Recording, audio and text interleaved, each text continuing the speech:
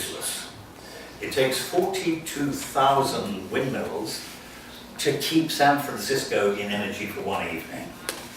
Can you think how ridiculous that would be in terms, we would have to cover practically every square meter of the Earth's surface with a wind vane, with a windmill, in order to generate enough electricity and power to continue life as we know it.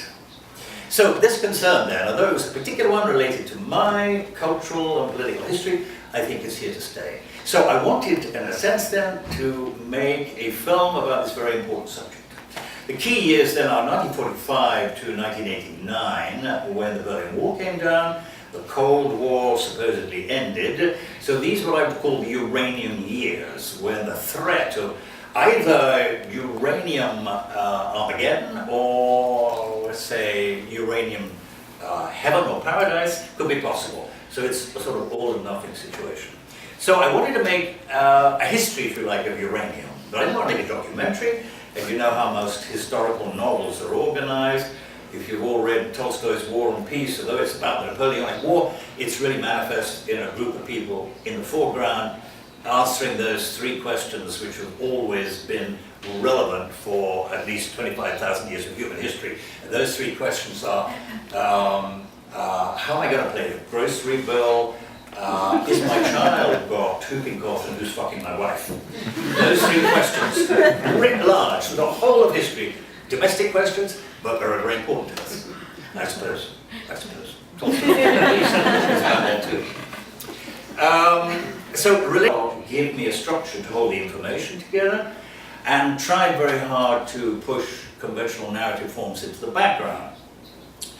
Why do people go to the cinema? I bet all of you go to the cinema to be told a story, and maybe the emancipation from that is very, very difficult maybe to understand. But you probably know all over the world now, narrativity is being very, very seriously examined as a complete pretense situation for the exchange of communication. I will give you an example about that. The frame I can easily explain to you is totally artificial. There's no such thing as a frame in nature. I would argue there's no such thing as a narrative in nature, so it's a comforting condolence of form which is convenient for us to pursue. Excuse me. Yes. I think that most of people here, they don't know the project. You can see already begs for all the interventions of websiting and the abilities of post-production whereby you could freeze, you could slow up, you could deconstruct and unpick the layers for you to contemplate at your leisure. And also now, I suppose, in that particular egalitarian way that we're all filmmakers, that you can participate in the phenomenon. Again, it's very, very difficult to imagine boring old cinema being able to handle this very well. And of course, this film was a total disaster in the cinema. It became a film festival film. I think it went to about 400 film festivals all over the world in probably about 3.5 years. Lots of theses written about it, a lot of people picking up the ideas that I was trying to express, but in terms of a form of, I suppose, orthodox public cinematic entertainment, failure. But some of the extra associations which I was fascinated with did work very well. One of the most successful was an ability to consider narrative. The bottom line, or red line, I suppose, going back to that notion of encyclopedia, was to make a film where nothing was left out.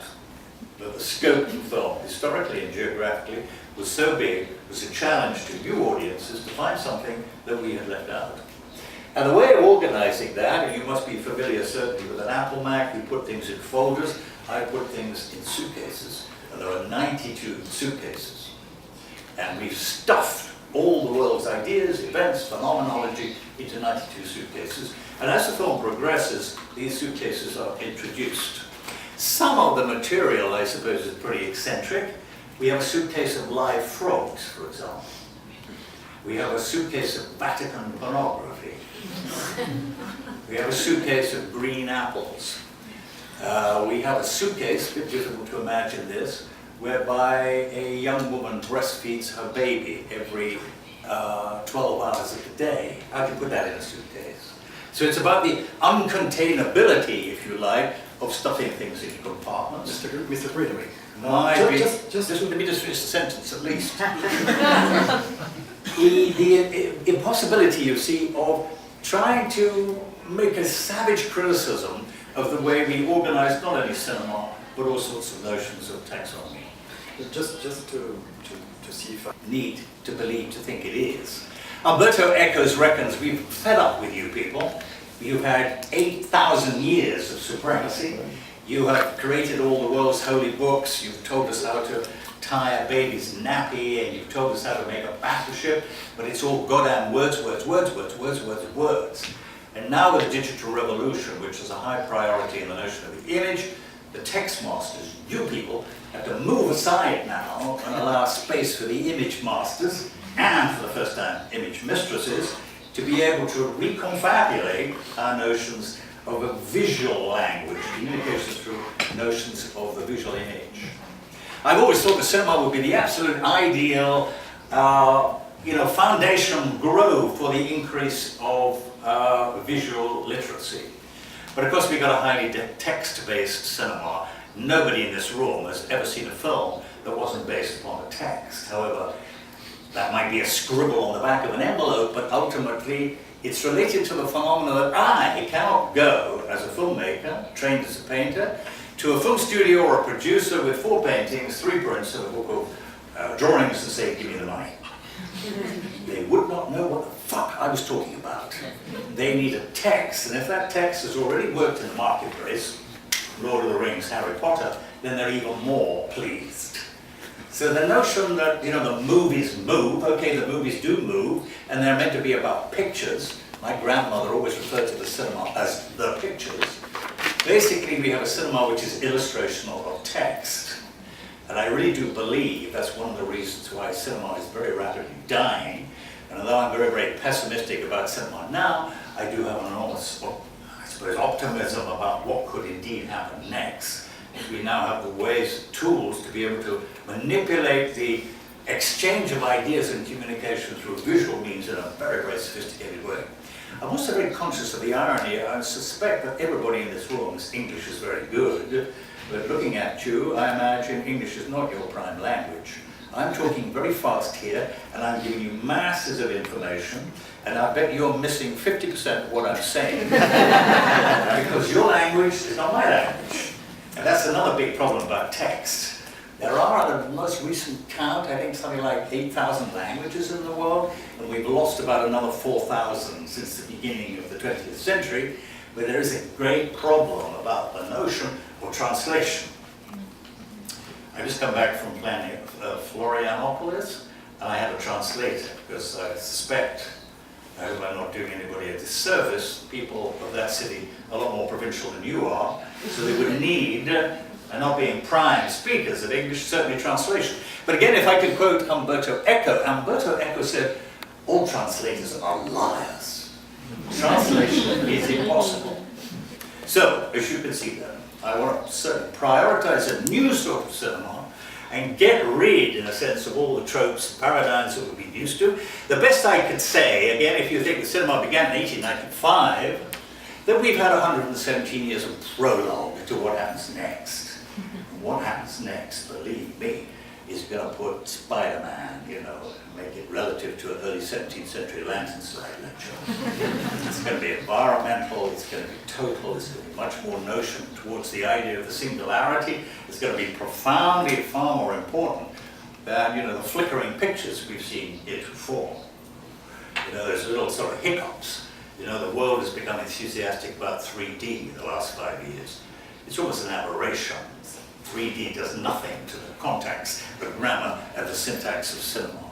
And I'm sure within 5 minutes we will get fed up with a fist being thrust at our nose. Very, very local and unnecessarily phenomenological concern, which is certainly not going to do cinema a favor. I think I was just wondering, do you know any real example of Put interactivity and multimedia in its place. It's not frightened of being able to share right across the board all sorts of possibilities, but does certainly interact too with the history of art, so he can look very happily and usefully over his shoulder. There are all sorts of video artists who I believe are pushing the boat out. I would always go back to painting. Painters for me are the supreme people in the world.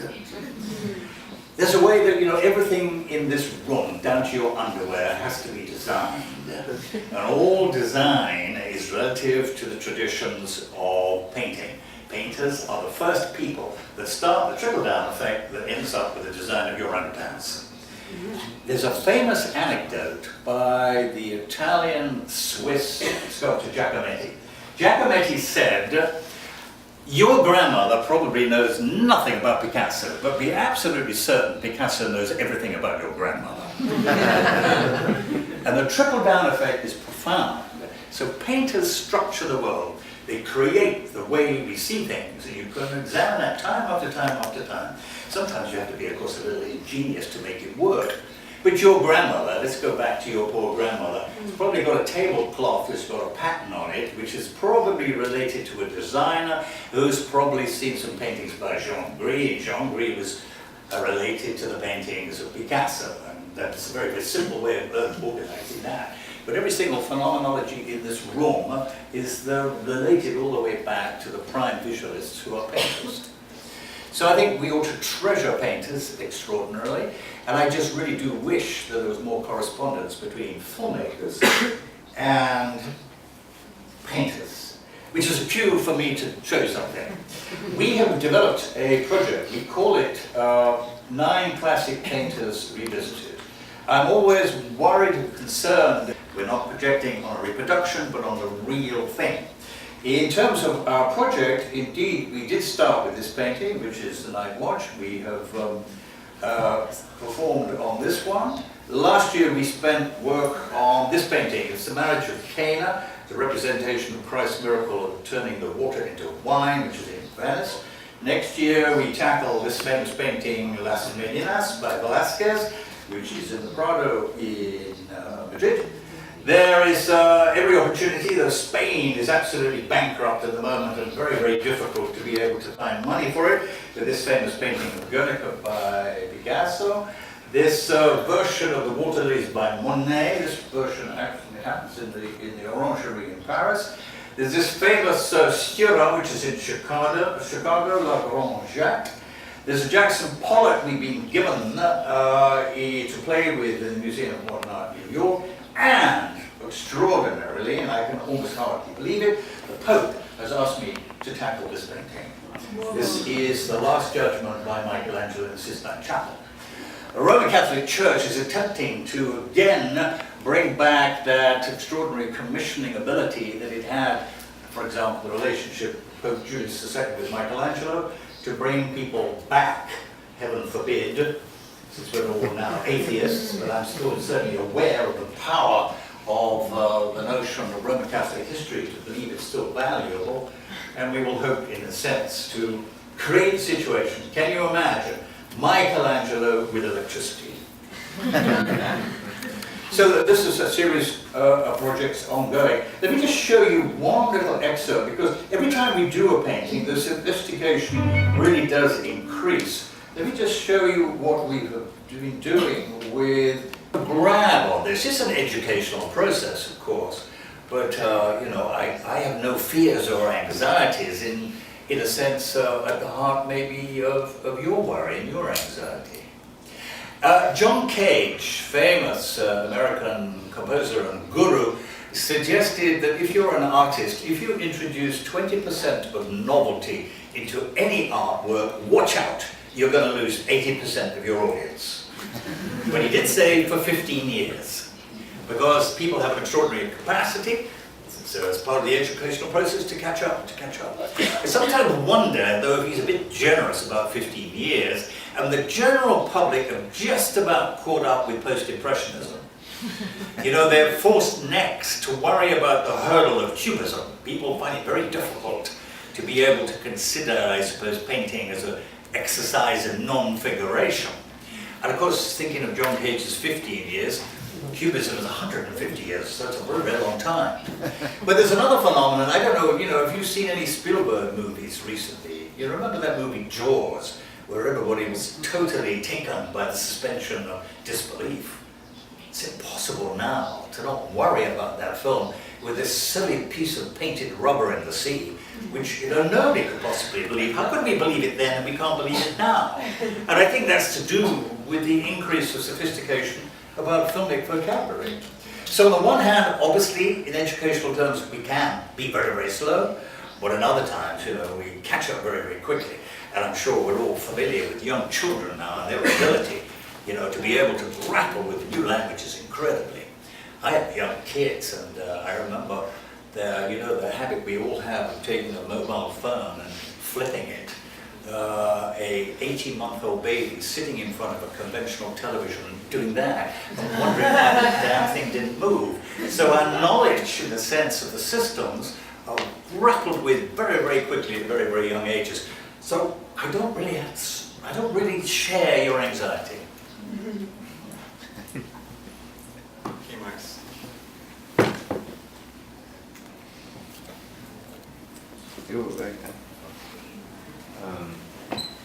Greenaway, you haven't spoken about cinema. And I still find, although I'm not particularly interested in watching it, I do thoroughly enjoy making it. And there is a way, certainly, that I will continue that vocabulary. But again, we're doing all sorts of other sorts of activities, you can see, and a lot of museum curatorship, VJ showing. We did a VJ showing here, I think about 4 or 5 years in the streets of Sao Paulo, and that's continually being developed. So many, many things. But if you are still curious again, and you mentioned the name Eisenstein, I believe sincerely that Eisenstein was the greatest film director we've ever had. And in an age when I sincerely believe that cinema is dying or changing out of all recognition, it's no longer a celluloid-based phenomenon, it's much more a televisual tape-based phenomenon with huge amounts of ability to reorganize the visual universe.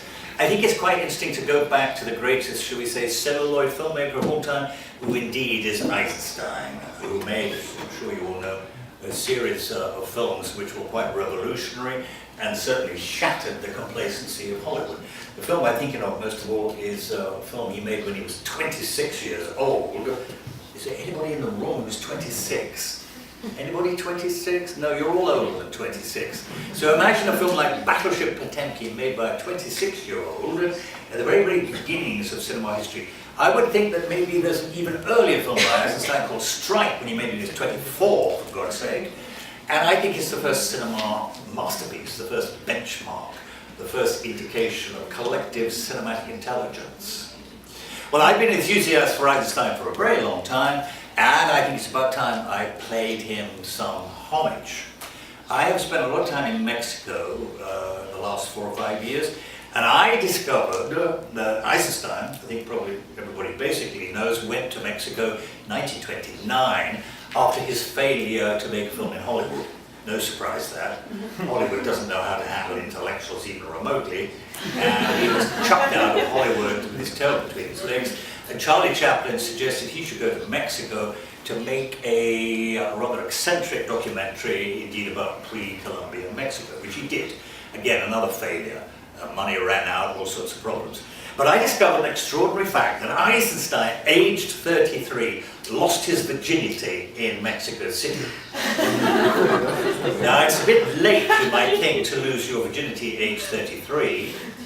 But, you know, the big nexus change of sexuality was 1963 with the advent, finally, of really good and effective contraception. So the whole world between 1963, as I'm sure you know from all the literature you've read of that period, is a completely different world from what it is now. Completely different. You're surprised how completely different. And an awful lot of people have no sexual activity whatsoever. Isaac Newton, for example, died aged 68, a virgin, and that was indicative of huge numbers of people. So don't let's be arrogant about our sexual knowledgeability because we stand in this hindsight position. But it is true that Eisenstein himself was a little perturbed, well, a lot perturbed about his sexuality. and to survive, I suppose, to 33 without having a fuck is really quite possible. But he was also worried about his sexuality, and he thought he had, because he was fascinated by Leonardo, a famous homosexual, that he was in fact a homosexual. And he met a young man in Mexico City, and they had an incredibly, should we say, wrought affair for 10 days. There's a famous film by Eisenstein called October, which sometimes in the West is called 10 Days That Shook the World. It's about the 1917 revolution. So I suppose the subtitle to my film is about 10 Days That Shook Eisenstein.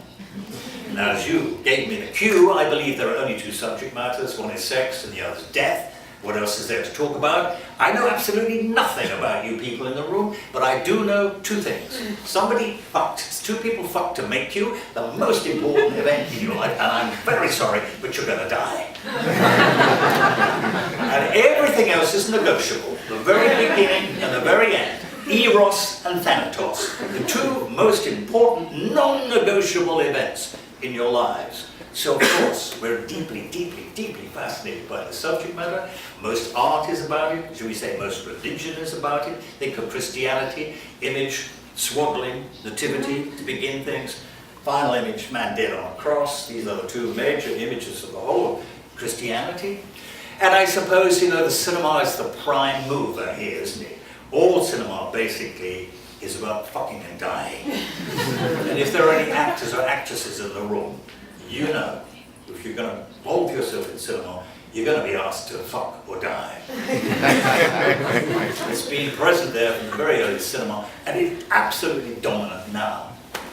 And the subject matter is so big, you know, it extends from nuns to serial killers. We're all fascinated by this subject matter. That there's an unending fascination that you can manipulate and worry about, and pontificate about, be polemical about, and be sensational about, and all those other things. So it's an ever-ready subject.